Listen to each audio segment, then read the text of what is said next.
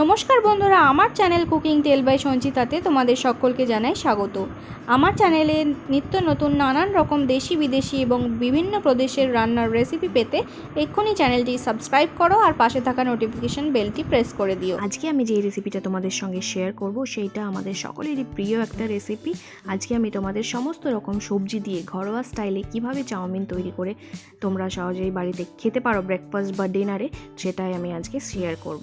তো সবার প্রথমে আমি একটা কড়াইতে জল ফুটতে দিয়ে দিয়েছি। জল ফুটে ওঠার পর এর মধ্যে আমি দিয়ে দিলাম নুন। এরপরে আমি একে একে 3টে চাউমিনের প্যাকেট কেটে দিয়ে দিচ্ছি। এখানে যে বড় চাউমিনের প্যাকেটগুলো হয় তার মধ্যে ছোট ছোট 6টা প্যাকেট থাকে, সেই 6টা প্যাকেটের মধ্যে আমি 3টে প্যাকেট দিয়ে দিলাম আর ভাঙা টুকরোগুলোও দিয়ে দিয়েছি।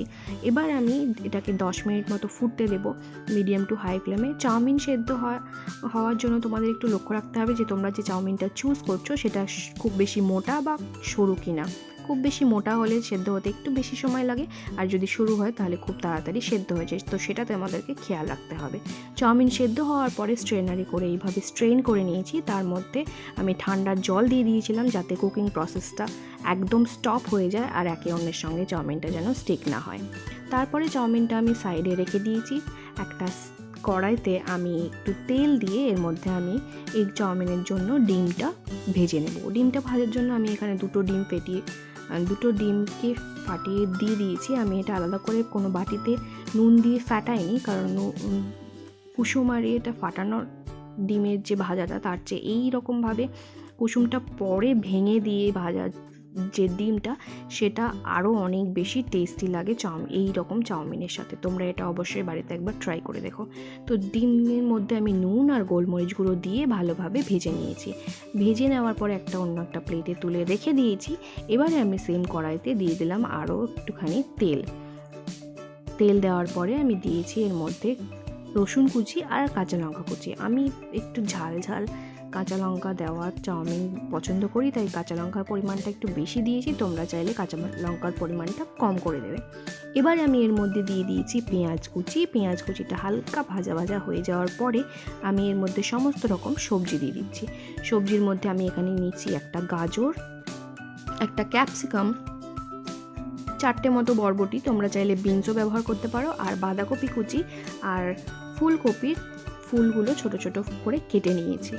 তোমরা চাইলে তোমাদের মনোমতো আরও সবজি দিতে পারো, যেমন মটরশুঁটি। শীতের সময় এখন মটরশুঁটি বাজারে অ্যাভেলেবেল আছে।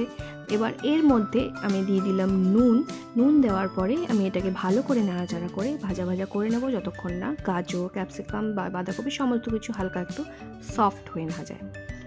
এখানে আমি একটা গাজর কেটে দেখে নিচ্ছি যে আমার সবজিগুলো ভাজা হয়ে গেছে কিনা। সবজিগুলো পারফেক্টলি ভাজা হয়ে গেছে। এবার আমি এর মধ্যে দিয়ে দিলাম হাফ প্যাকেট মতো মশালায় ম্যাজিক মশলা। দিয়ে দেওয়ার পরে আবার ভালো করে মিক্স করে নিচ্ছি। মিক্স করে নেওয়ার পরে এবারে আমি চাউমিনটা দিয়ে মিক্স করব, তাই জন্য আমি অর্ধেকটা ভাজা সবজি একটা আলাদা পাত্রে তুলে রাখছি। এর ফলে কী হয়, চাউমিনটা মিক্স করতে সুবিধে হয়। এবারে আমি সেদ্ধ করা চাউমিনটা কড়াইতে দিয়ে দিচ্ছি উপর থেকে নুন, গোলমরিচ গুঁড়ো, আর দিচ্ছি বাকি মশালায় ম্যাজিক মশলাটা মশলা দিয়ে দেওয়ার পরে এবারে আমি এর উপরে ভাজা মশলা আর যে ডিমটা ভেজে রেখেছিলাম সেটা এর মধ্যে দিয়ে দিচ্ছি।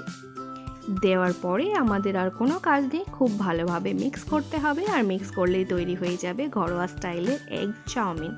এই রেসিপিতে তোমরা তোমাদের পছন্দ মতো সবজি দিতে পারো। তোমরা চাইলে চিকেনের ছোট ছোট টুকরো দিয়ে করতে পারো, চাইলে ছোট ছোট চিংড়ি মাছ দিয়েও করতে পারো, তাহলে মিক্সড চাউমিন হয়ে যাবে।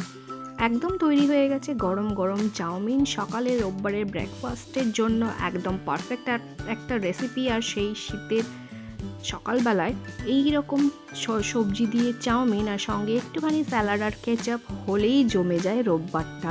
তো অবশ্যই ট্রাই করো, আর আমার চ্যানেলটি সাবস্ক্রাইব করতে ভুলো না। আর আমার ভিডিও ভালো লাগলে লাইক করো, শেয়ার করো আর কমেন্ট করো। Thank you.